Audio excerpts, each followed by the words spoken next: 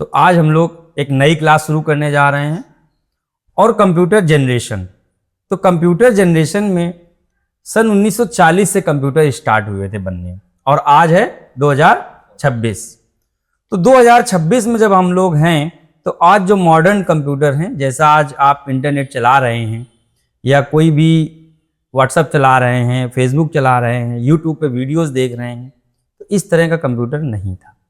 तो कंप्यूटर जब शुरू हुए और आज के जो कंप्यूटर हैं इनमें क्या क्या अंतर है, कैसे कैसे कौन कौन सी चीज़ जुड़ी। पहले के जो कंप्यूटर हुआ करते थे उसमें मॉनिटर या डिस्प्ले भी नहीं हुआ करता था, कीबोर्ड भी नहीं हुआ करता था, माउस भी नहीं हुआ करता था। तो इन जनरेशन में हम जानेंगे कब कीबोर्ड जुड़ा। पहले का जो कंप्यूटर था कोई प्रोग्रामिंग लैंग्वेज भी नहीं हुआ करती थी, तो कब कब कौन कौन सा प्रोग्रामिंग लैंग्वेज कब कब आया, और इस प्रेजेंटेशन जानने से ही आपको पूरा कंप्यूटर जनरेशन आ जाएगा। और पूरे यूट्यूब के वीडियो भी आप खंगाल के अगर देख लेंगे तो वहाँ पर भी इस तरह की डिटेल्स वीडियो आपको नहीं मिलने वाली है। ये वीडियो से आप कंप्यूटर जनरेशन में CCC हो या बैंक का एग्ज़ाम हो, यहाँ तक कि UPSC लेवल का भी कोई एग्ज़ाम आता है कंप्यूटर जनरेशन से, तो आपका 110% वो क्वेश्चन यहीं से फंसने वाला है। अगर आप ये पूरा वीडियो देख लेते हैं तो कंप्यूटर जनरेशन में सारे सवालों को आपको जवाब मिल जाएंगे। बीच में अगर आपको कोई क्वेश्चन पूछना है तो भी आप क्वेश्चन पूछ सकते हैं कंप्यूटर जनरेशन से रिलेटेड। तो जैसे कि स्क्रीन में दिख रहा है फर्स्ट जनरेशन कंप्यूटर, क्या दिख रहा है? First generation computer. एक इसमें बल्ब बना हुआ है जिसको हम क्या बोलते हैं? Vacuum tube. क्या बोलते हैं? Vacuum tube. ये जो हमारी पहले जमाने की CRT टीवी आया करती थी, पिक्चर ट्यूब वाली, उसके पीछे बल्ब लगा रहता था। तो सन 1940 से लेकर 1956 के बीच में जो कंप्यूटर बने वे कौन से कंप्यूटर थे? फर्स्ट जनरेशन के कंप्यूटर थे। कौन से थे? फर्स्ट जनरेशन के कंप्यूटर थे। और क्या यूज हुआ इसमें? Vacuum tube. सेकेंड जनरेशन के जो कंप्यूटर थे कब से कब तक चले? 1956 से लेके 1963 तक। और क्या यूज हुआ? ट्रांजिस्टर। ट्रांजिस्टर का इमेज भी आपको यहाँ पर दिख रहा है। बाद में बात करते हैं थर्ड जनरेशन की। सन 1964 से लेके 1971 तक चला और इस पे IC यूज हुआ। क्या यूज हुआ? IC। उसके बाद में फोर्थ जनरेशन कंप्यूटर, इसमें क्या बना? Micro processor. और माइक्रो प्रोसेसर इसमें यूज हुए, फोर्थ जनरेशन का कंप्यूटर बना।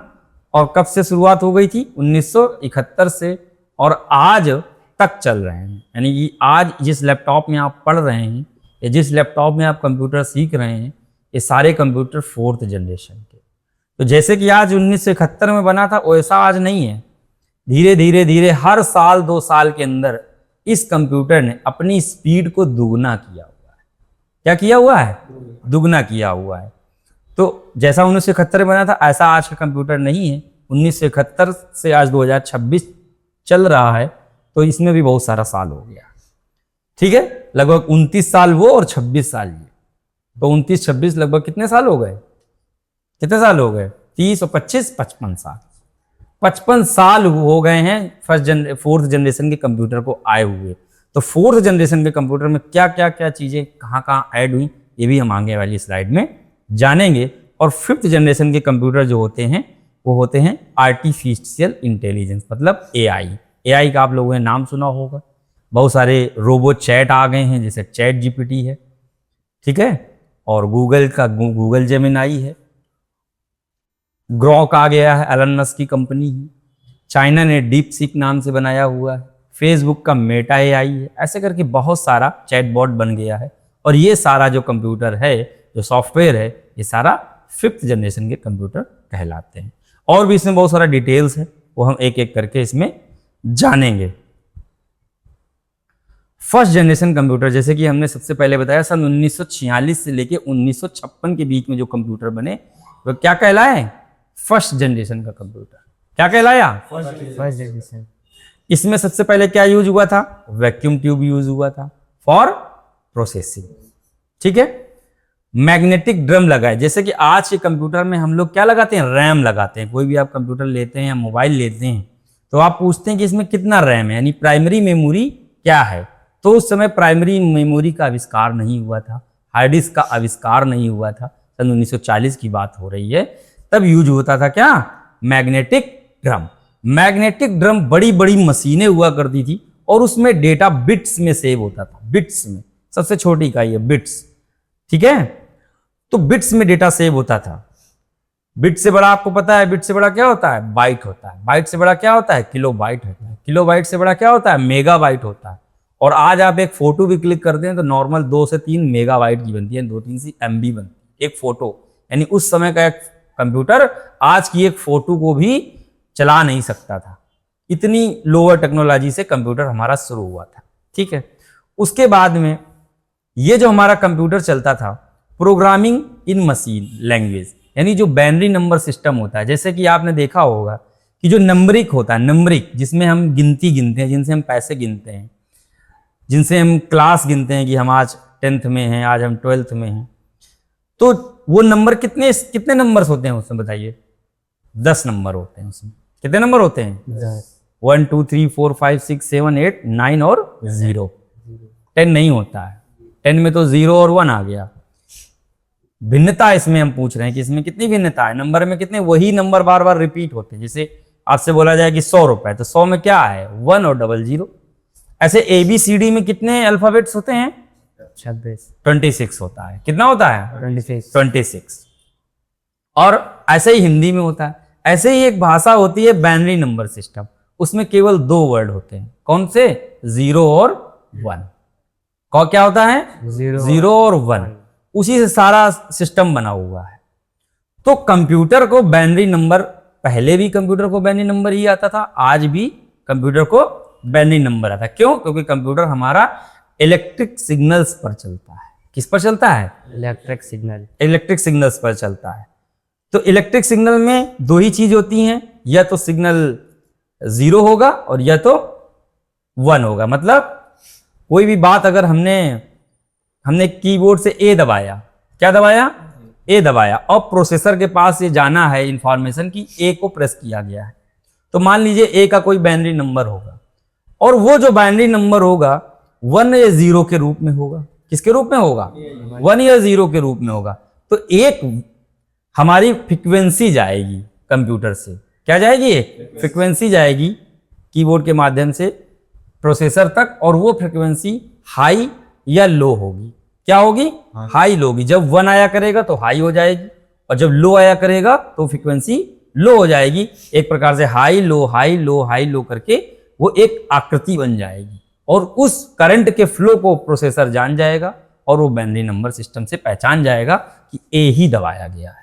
ऐसे B का भी 1 होगा, C का भी ऐसे होगा। ऐसे मान लीजिए जैसे इंग्लिश टू हिंदी हम लोग ट्रांसलेट करते हैं, का अगर कहीं बना है तो उसकी अंग्रेजी को क्या मानते हैं? के मानते हैं। क्या मानते हैं? के मानते हैं। अगर माँ कहीं बना है तो क्या मानते हैं? M मानते हैं। ऐसे ही नंबर बना हुआ कि A का बाइनरी नंबर ये है, B का बाइनरी नंबर ये है। आपका कुछ नाम है, आपका नाम मान लीजिए नीरज है, तो N का फिक्स है कि ये बाइनरी होगा। तो जब आपने N दबाया तो सिग्नल्स N वाला बाइनरी नंबर के रूप में जाएगा। 1 होगा तो हाई और 0 होगा तो लो, और उस सिग्नल को प्रोसेसर पहचान लेता है। प्रोसेसर यानी कंप्यूटर को सिर्फ और सिर्फ मशीन लैंग्वेज आती है, और वो मशीन लैंग्वेज होती है बाइनरी नंबर सिस्टम।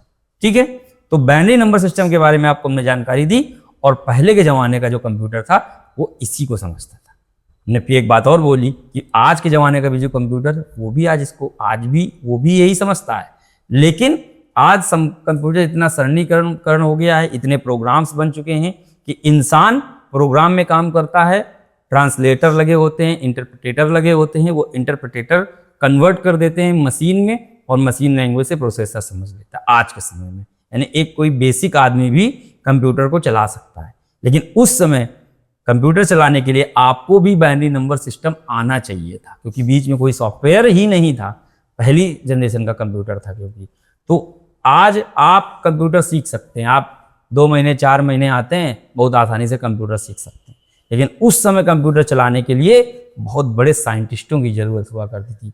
आम लोगों के बस की बात नहीं थी कंप्यूटर को ऑपरेट करना। क्यों? क्योंकि कंप्यूटर को ऑपरेट करना होता तो क्या सीखना पड़ता?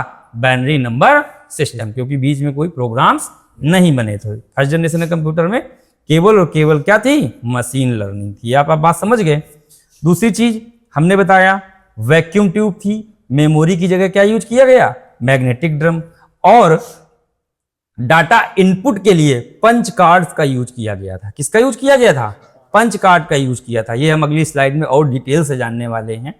प्रमुख बात हम ये जान लें कि इस जनरेशन में कौन कौन से कंप्यूटर बनाए गए। एनईएक बनाया गया, एडवेक बनाया गया और यूनिवेक बनाया गया। ठीक है, नेक्स्ट स्लाइड में हम देखेंगे प्रथम पीढ़ी के कंप्यूटर, फर्स्ट जनरेशन कंप्यूटर। मुख्य तकनीक क्या थी? वैक्यूम ट्यूब थी। सब लोग एक साथ बोलिए, मुख्य तकनीक क्या थी? Vacuum tube. विशेषताएं क्या थी? बहुत बड़ा था, यानी इतना बड़ा था। पहला जनरेशन का जो कंप्यूटर बना एनईएक, इसमें ये जो बल्ब थे, बल्ब ही बहुत बड़ा होता है, इतना बड़ा बल्ब होता है, और लगभग 16,000 बल्ब लगाए गए थे। कितने बल्ब लगाए गए थे? 16,000 बल्ब।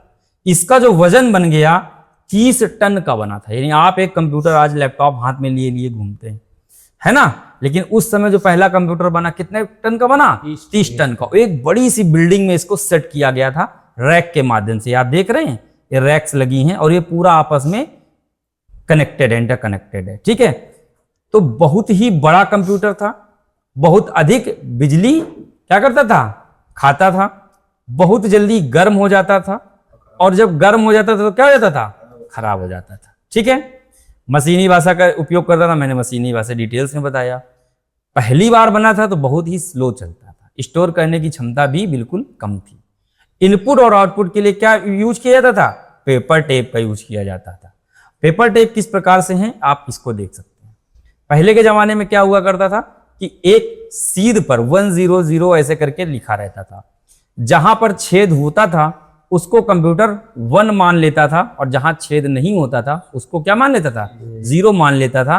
और ये पेपर टेप आप देख रहे हैं, ये कागज का ही था, मोटी कागज का था, दफ्ती का कागज था। इसके लिए पंचिंग मशीन हुआ करती थी। जो पहले इस कार्ड पे हम लोग बाइनरी में ही लिखते थे कि इसका बाइनरी, इस कार्ड में क्या हमने लिखा है, और वो कंप्यूटर में डाला जाता था इस पंचिंग मशीन के द्वारा। पंच कार्ड हुआ करते थे, डेटा बहुत सीमित था। एक एक टेक्स्ट के लिए, एक एक, जैसे मान लीजिए नीरज नाम आपका है तो एन के लिए पूरी ये रो हमारी क्या हो जाती थी? खर्च हो जाती थी। दूसरी रो आई के लिए हो जाता था, फिर आर के लिए, ऐसे करके केवल सिंपल ही हम बहुत कम डेटा इसको दे पाते थे। लिमिटेशंस थी। यहां हम समझेंगे शॉर्ट में कि इनपुट के लिए कीबोर्ड नहीं थे। क्या नहीं थे? कीबोर्ड नहीं। आज आप कीबोर्ड पर क्लिक कर, ए दबाना होता, एक ही बटन आप प्रेस कर देते, तो कीबोर्ड नहीं थे। पंच कार्ड होते थे। आउटपुट के लिए डिस्प्ले नहीं था। जैसे आज आप डिस्प्ले देख रहे हैं, स्क्रीन होती है, वो स्क्रीन नहीं थी। तो क्या थे? प्रिंटर, लाइन प्रिंटर लगे हुए थे, और इसी में आपका छपाई हो जाती थी। ठीक है, प्रिंटर या प्रिंट आउट से मिलता था। तो फर्स्ट जनरेशन के कंप्यूटर आपने जाने, अगर एक बात में हम समझें तो इसमें उससे सिंपल सी बात यही है कि फर्स्ट जनरेशन के कंप्यूटर बहुत बड़े, भारी और कम टिकाऊ वाले थे, आपस में जल्दी ही खराब हो जाते थे। ठीक है, उसके बाद में बात करते हैं किसकी? सेकेंड जनरेशन की। किसकी बात करते हैं? सेकेंड जनरेशन की। सेकेंड जनरेशन में क्या यूज हुआ? हमने अभी बताया था आपको, ट्रांजिस्टर। क्या यूज हुआ? ट्रांजिस्टर। इसमें use transistor instant of vacuum tube. Vacuum tube की जगह अब ट्रांजिस्टर आ गए। प्रमुख कंप्यूटर हमारे क्या क्या बने? ये बना IBM 1401 बना 1959 में, IBM 7094 बना, CDC 1604 बना। ठीक है, प्रमुख हमारे कंप्यूटर ये थे। इसमें ट्रांजिस्टर का यूज किया गया था। पहले क्या था? रैम की जगह, प्राइमरी मेमोरी की जगह क्या लगाया था? वहां पे मैग्नेटिक ड्रम लगाए गए थे। अब क्या लगा दिया गया?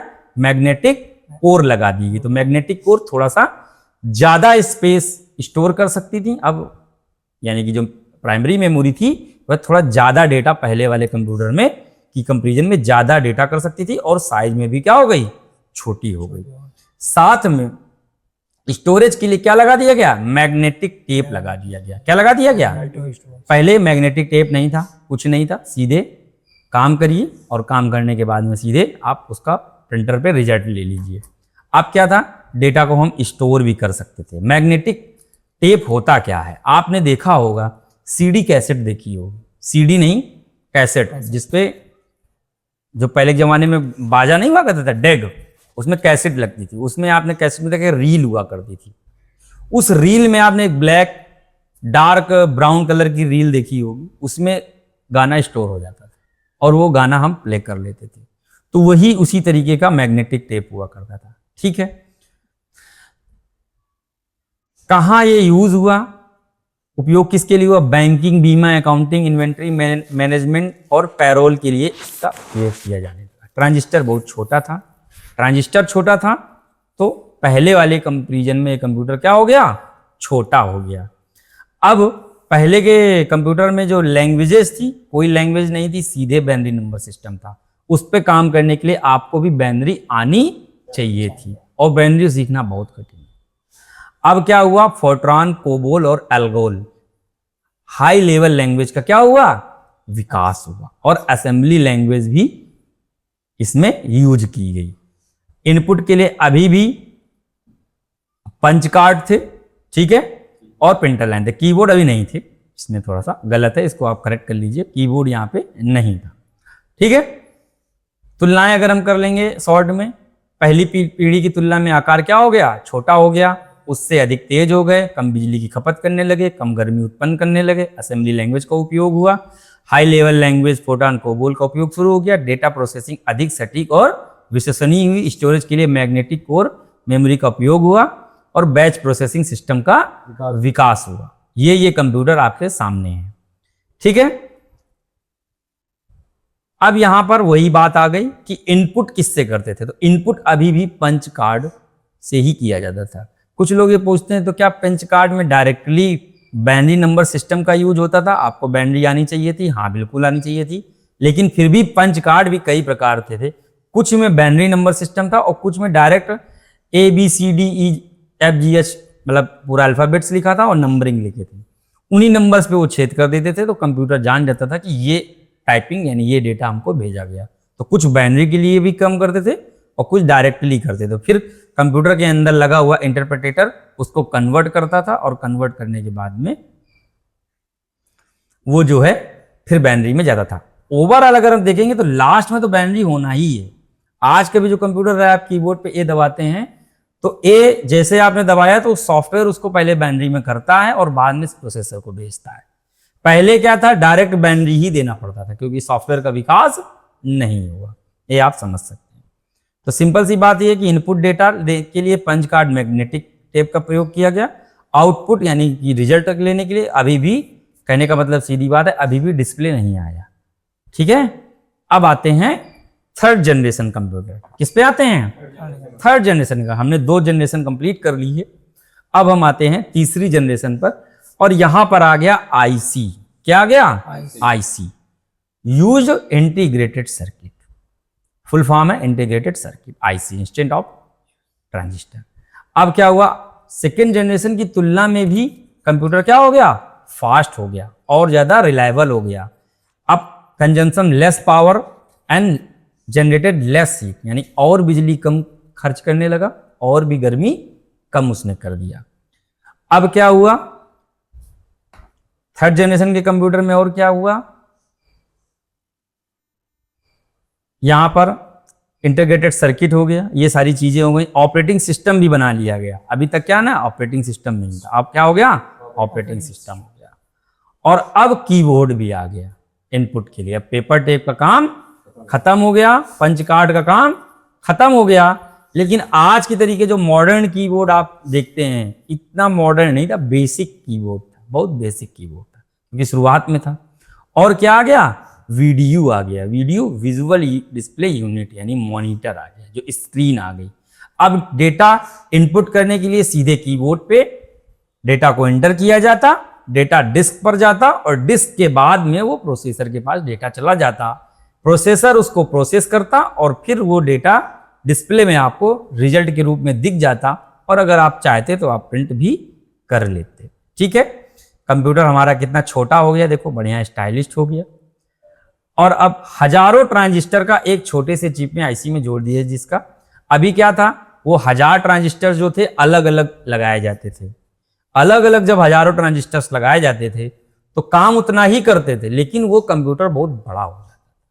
अब क्या हुआ, हजारों ट्रांजिस्टर एक छोटी सी चिप में फिट कर दिए गए, तो हजारों ट्रांजिस्टर्स का काम एक छोटी सी चिप करने लगी, और छोटा भी हो गया। कहां कहां यूज हुआ आप यहां ये देख सकते हैं। और भी नई नई भाषाओं का विकास किया गया, फोर्ट्रॉन, कोबोल, बेसिक, पास्कल। ठीक है, लेकिन सीमाएं क्या थी?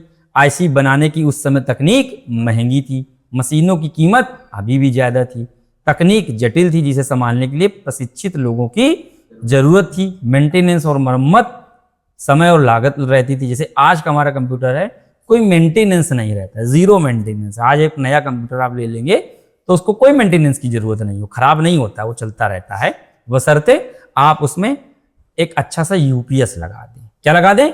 यूपीएस। अगर आप इस यूपीएस नहीं लगाएंगे, आपके घर में इन्वर्टर नहीं है, डायरेक्ट आप बिजली चला रहे हैं, डायरेक्ट वोल्टेज ज्यादा हो गया तो कंप्यूटर फूक गया, तो वो तो आपकी गलती है, कंप्यूटर की गलती नहीं है। आप एक साधारण सा 100 रुपए का बल्ब भी लाते हैं, अगर वोल्टेज ज्यादा तो वो भी फूक जाता है, तो वो चीज एक अलग बात हो गई। ठीक है, अब हम बात करते हैं किसकी? फोर्थ जनरेशन की। किसकी बात करते हैं? फोर्थ जनरेशन की। फोर्थ जनरेशन कंप्यूटर में माइक्रो प्रोसेसर आ गया। क्या आ गया? सन 1971 में। मैंने पहले ही बताया था, फोर्थ जनरेशन कंप्यूटर वही कंप्यूटर है जो आज हम लोग यूज कर रहे हैं, लेकिन जो 1971 में बना था वो बहुत छोटू बच्चू था। वो क्या था? बहुत छोटा सा बच्चा था। और आज जो कंप्यूटर हम यूज कर रहे हैं 2026 में, उससे वो हजारों गुना फास्ट हो चुका है। क्या हो चुका है? हजारों गुना फास्ट। क्यों? क्योंकि हर 2 साल में प्रोसेसर अपने से दुगुनी स्पीड हासिल कर लेता है। आज जो 2026 में कंप्यूटर बनेगा नया, बिल्कुल 2028 में जब कंप्यूटर लेने आप जाएंगे, 29 में कंप्यूटर लेने जाएंगे, तो 2 से 3 साल बाद 2026 से जस्ट डबल हो जाएगा। और लगभग कितना साल हो गया? 55 साल हो गया। 55 साल में आप सोचिए कितना दुगुना दुगुना दुगुना करके हो गया। पहली बार जो प्रोसेसर यूज हुआ था, इसमें इसका नाम था इंटेल 4000 माइक्रो प्रोसेसर। इसका नाम क्या था? Intel 4000 micro processor. वर्ल्ड का फर्स्ट माइक्रो प्रोसेसर था। डेवलप किसने किया? इंटेल कंपनी ने किया। ये 4 बिट प्रोसेसर था। ये 4 बिट डेटा को एक साथ प्रोसेस करता था। 2300 ट्रांजिस्टर, इसके अंदर भी ट्रांजिस्टर्स लगे थे। कितने ट्रांजिस्टर लगाए थे? 2300। क्लॉक स्पीड इसकी कितनी थी? 108 के हर्ट्ज। के का मतलब 1000 होता है। ठीक है। Use in calculator, embedded system and electronic device. आज की अगर हम बात करें, सन 2026 में अगर कोई माइक्रो प्रोसेसर नया बिल्कुल बनेगा तो उसके अंदर बिलियन ट्रांजिस्टर। कितना ट्रांजिस्टर है? बिलियंस ट्रांजिस्टर है। और 1 बिलियन में पता है कितना होता है? 100 करोड़। कितना होता है? 100 करोड़। 1 अरब। 1 अरब बराबर 1 बिलियन। अगर हम मान लें कि 20 बिलियन ट्रांजिस्टर्स लगा हुआ, कितना? तो 20 अरब ट्रांजिस्टर्स लगे हुए। ठीक है। ऐसा संभव क्यों हुआ? ऐसा संभव इसलिए हुआ कि पहले के जो ट्रांजिस्टर से बड़े बड़े ट्रांजिस्टर्स लगाए गए थे और काफी इनके बीच में क्या हुआ करती थी? दूरी हुआ करती थी। ठीक है, माइक्रोमीटर्स की दूरी हुआ करती थी। अब एनम हो गई है, नैनोमीटर्स। यानी जो ट्रांजिस्टर्स लगे हैं उसके बगल में बिल्कुल जरा सी इतनी कम दूरी बची कि जो आपका बाल है उस बाल से भी कई गुना पतली दूरी है इस ट्रांजिस्टर से इस ट्रांजिस्टर्स के बीच में। और ऐसा नहीं है कि ट्रांजिस्टर्स को अलग बनाया गया और फिर उसके बाद में उसमें सोल्ड किया गया, ऐसा नहीं होता। जो माइक्रो प्रोसेसर आज के समय बनता है वो बनता है किससे? सिलिकॉन से। किससे बनता है? सिलिकॉन से। सेमीकंडक्टर चिप इनको इसीलिए कहा जाता है। सेमीकंडक्टर जो धातु होती है, सिलिकॉन होती है, उसको इसलिए अर्धचालक, उसको क्या कहते हैं? अर्धचालक। जैसे कि आपका कॉपर वायर है, कॉपर वायर में इधर से अगर हम बिजली इनपुट करेंगे और थोड़ी दूर वायर होगा तो उस इनपुट पे बिजली उधर जाने लगती है। तो अगर कोई मीटर से नापेंगे तो वो सबसे अच्छा सुचालक होता है सोना चांदी। सोना चांदी के तो तार हो नहीं सकते, इतना महंगा है। तो उसके बाद कौन सा तार होता है? कॉपर का। कौन सा होता है? कॉपर का। तो कॉपर में अगर इस तरफ से बिजली डालेंगे, उस तरफ से बिजली अगर देखेंगे तो बहुत ही कम परसेंटेज में बिजली का हास होता है। ठीक है, मतलब बहुत ज्यादा डाउन होती है। ठीक है, लेकिन सिलिकॉन में डोपिंग के जरिए जब सेमीकंडक्टर बनाते हैं तो उसमें डोपिंग कर देते हैं, उसमें बहुत सारे एलिमेंट्स मिला देते हैं और वो एलिमेंट्स मिलाने से 50% ही बिजली उधर ट्रांसफर होती है। इधर से अगर हमने कितनी बिजली डालेंगे और जब उस छोर पे जाएंगे तो बिजली कितनी जाएगी? सिर्फ 50%, आधी बिजली खराब हो जाएगी। तो इसलिए इसको सेमीकंडक्टर को, सिलिकॉन को माइक्रो प्रोसेसर के अंदर यूज किया जाता है। ठीक है। और नीदरलैंड की एक कंपनी है, कौन सी कंपनी है? नीदरलैंड की कंपनी है ASML। कौन सी कंपनी है? ASML कंपनी है। मोदी जी अभी जब नीदरलैंड अभी गए हैं 2-3 दिन पहले, तो नरेंद्र मोदी जी 3-4-5 देश गए हैं, तो हर देश में कुछ ना कुछ उन्होंने क्या किया है? करार किया है। लेकिन नीदरलैंड किस लिए गए थे? नीदरलैंड में जैसे ये जो अभी हम लोग चिप की ही बात कर रहे हैं, माइक्रो प्रोसेसर की ही बात कर रहे हैं, तो अगर हम ये बात करें कि दुनिया में सबसे ज्यादा इसको कौन सा देश प्रोड्यूस करता है, समझ गए? तो ताइवान एक देश है, छोटा सा। कौन सा देश है? ताइवान। वो दुनिया भर को सेमीकंडक्टर चिप बना के देता है। लेकिन अगर हम ये बात करें कि उन सेमीकंडक्टर डिवाइसों को बनाने के लिए एक जो मशीन है, वो मशीन सबसे ज्यादा कहां बनती है? वो नीदरलैंड में बनती है। समझ गए? तो मोदी जी गए हैं नीदरलैंड, और नीदरलैंड में जाके करार किया है कि हमको भी वो वाली मशीनें दे दो, हमारे लोगों को मशीनें चलाना सिखा दो, हमारे लोगों को मशीनें बनाना सिखा दो, हम भी सेमीकंडक्टर बनाएंगे, हम भी माइक्रो प्रोसेसर बनाएंगे, हमारे यहां भी लैपटॉप कंप्यूटर बनेंगे। तो नीदरलैंड ने 100% टेक्नोलॉजी ट्रांसफर करने के लिए तो कोई भी देश नहीं कहेगा, ये कहा कि हाँ चलो हमसे लो, हम थोड़ा बहुत सिखाएंगे। तो आने वाले समय में भारत में भी सेमीकंडक्टर बनने लगेंगे। गुजरात में कई जगह छोटी छोटी फैक्ट्रियां डाली गई हैं और थोड़ा थोड़ा काम अब भारत में होने लगा है। एक बात ये हो गई। हमने ये भी बता दिया कि इंटेल माइक्रो प्रोसेसर 1971 बना था। Use micro processor VLSI technology, very large scale integration. ठीक है, तो ये सारी चीजें थी। अब आपको पता ही है कि कीबोर्ड भी जुड़ी गया था, माउस तो थर्ड में ही जुड़ गया था, डिस्प्ले जुड़ी गया था, ठीक है, प्रिंटर जुड़ी गया था। इसी टेक्नोलॉजी में इसी समय ऑपरेटिंग सिस्टम भी बना, ग्राफिकल यूजर इंटरफेस। जो आज आप लोग ऑपरेटिंग सिस्टम यूज कर रहे हैं, ऑपरेटिंग सिस्टम की वजह से ही कंप्यूटर इतना लोकप्रिय हुआ। पहले के जमाने में ऑपरेटिंग सिस्टम, पहले शुरू में तो ऑपरेटिंग सिस्टम था ही नहीं। आपको कुछ करना है तो कागज में छेद करना पड़ता था, फिर बाइनरी में ही देना पड़ता था, फिर आपको बाइनरी में ही रिजल्ट मिलता था, फिर बाइनरी से भी आप कैलकुलेशन करते थे, तब आप कहीं समझ पाते थे कि एक्चुअल में रिजल्ट क्या मिला। इतना टफ था कंप्यूटर पे। आज कंप्यूटर कितना आसान हो गया, वो हुआ ऑपरेटिंग सिस्टम की वजह से। ठीक है, किसकी वजह से हुआ था? ऑपरेटिंग सिस्टम की वजह से। यहां पर एप्पल मैकिन्टोश ने सन 1984, एप्पल कंपनी का नाम जानते ही होंगे, एप्पल कंपनी ने भी अपना एक कंप्यूटर बनाया, पहला पर्सनल कंप्यूटर बनाया जिसमें ग्राफिकल यूजर इंटरफेस का पहली बार उन्होंने बनाया सन 1984 में। और 1985 में माइक्रोसॉफ्ट कंपनी ने भी अपना क्या बना दिया था? Operating system. जैसे कि आज आपने देखा, आप कहते हैं कि विंडोज 10 पड़ा है हमारे में, क्या पड़ा है? विंडोज 10 पड़ा है, विंडो 11 पड़ा है। तो इसकी शुरुआत 1900 कब हुई थी? 85 में। फोर्थ जनरेशन के कंप्यूटर के आने के बाद, फोर्थ जनरेशन का कंप्यूटर कब आया? 1971 में। धीरे धीरे धीरे उसको बढ़ा करते गए। ऐसा थोड़ी कि जो 1971 में है वही हमेशा बना रहा, उसको भी डेवलप करते गए, फास्ट करते गए, फास्ट करते गए, और एक समय ये आया कि अब वह ऑपरेटिंग सिस्टम को चलाने लायक बन गया। सन 1985 में विंडोज 1.0, कौन सा 1.0 नाम आया, फिर 3.0 हुआ, फिर 95 हुआ उसका नाम, फिर 98 हुआ। देखिए 95 ये देख रहे हैं आप इसमें डिस्प्ले में, फिर 98 के नाम से आया, फिर 2000 के नाम से आया, फिर XP के नाम से आया, फिर विंडो 7 के नाम से आया, फिर विंडो 8 आया, फिर विंडो 8.1 आया, फिर विंडो 10 आया, और आज हम लोग क्या यूज करते हैं? विंडोज 11। आपके लैपटॉप में विंडो 10 पड़ा हुआ है ना। तो ये कब शुरू हुआ था? 1985। कब शुरू हुआ और किसकी बदौलत शुरू हुआ? क्योंकि माइक्रो प्रोसेसर 4th जनरेशन का बन चुका था। ठीक है, इसमें आप स्क्रीन पे इसका स्क्रीनशॉट भी ले लेंगे, और स्क्रीनशॉट लेने के बाद में आप समझ लेंगे, और भी डिटेल से यहां पर लिखा हुआ है।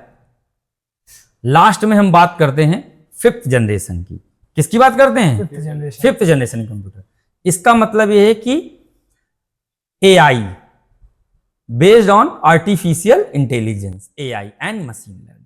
ठीक है, तो ये पूरी तरीके से रोबोट्स बनाने का काम है। बहुत सारी कंपनियां अपने लिए रोबोट्स बना रही हैं। क्या बना रही हैं? रोबोट्स बना रही हैं। और जो रोबोट्स बनेंगे वही 5th जनरेशन कंप्यूटर है। हमने पहले भी बताया कि जैसे चैट जीपीटी है ना, ऐसे करके भी हमने बताया था ना, तो वो सारे आपके 5th जनरेशन है। ठीक है, वो 5th जनरेशन सॉफ्टवेयर है। वो 4th जनरेशन कंप्यूटर में भी चल रहे हैं, लेकिन उनको बनाने के लिए बहुत ज़्यादा ग्राफिक्स कार्ड चाहिए, बहुत ज़्यादा सर्वर चाहिए। तो वो जो सर्वर्स बने हैं वो सारे 5th जनरेशन के ही सर्वर बने हुए हैं। आप चैट जीपीटी से जब चैटिंग करते हैं तो वो चैट जीपीटी आपने देखा होगा कि अगर इंटरनेट आ रहा होगा तब तो बात करेगा आपसे, अगर इंटरनेट नहीं आ रहा होगा तो आपसे बात नहीं हो पाएगी। क्यों? क्योंकि अमेरिका में रखा हुआ है उसका सर्वर। जब आप उससे बात करते हैं तो आपका इंफॉर्मेशन अमेरिका पहले जाता है, आपका मैसेज जाता है, और फिर अमेरिका के सर्वर से आप ये समझिए कि आप अपने मोबाइल पे अमेरिका के सर्वर को जोड़ के बैठे हैं। अमेरिका में जो सर्वर रखा हुआ है, आप बात करते हैं, आपका मैसेज वहां जाता है और वहीं से वो आंसर बन के फिर आपके मोबाइल पे आता है।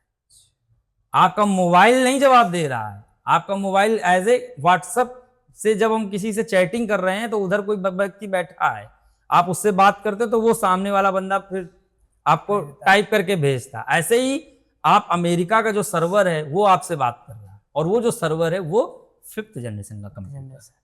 आपका कंप्यूटर तो 4th ही जनरेशन का है, लेकिन वो 5th जनरेशन कंप्यूटर है। इसकी क्या विशेषताएं होंगी?